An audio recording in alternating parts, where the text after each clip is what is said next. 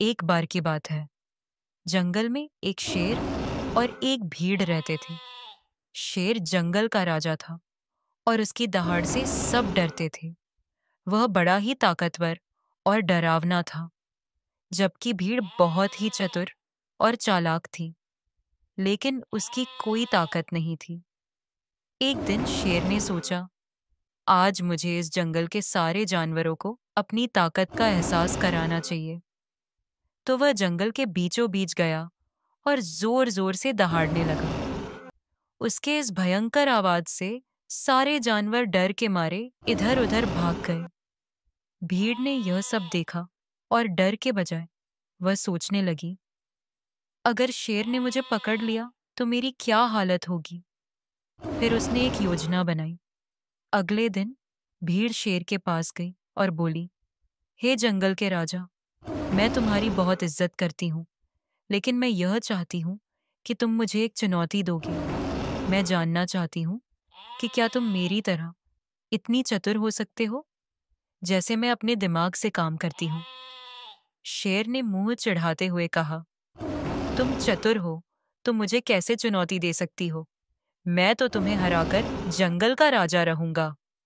भीड़ ने फिर कहा, अगर तुम मुझसे जीत गए तो तुम सच में मेरे लिए जंगल के सबसे शक्तिशाली शेर बनोगे, लेकिन अगर मैं जीत गई तो तुम मुझे छोड़ दोगे।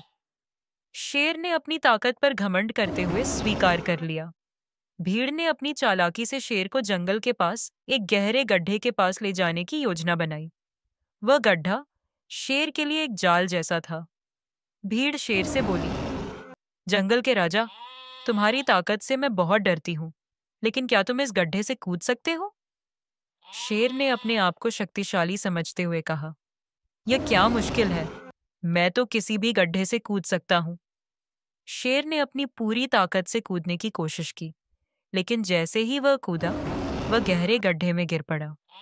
शेर बहुत गुस्से में था, लेकिन वह निकलने की कोशिश करता रहा, लेकिन चूंकि वह गड्ढा बहुत गहरा था, वह बाहर नहीं निकल पाया।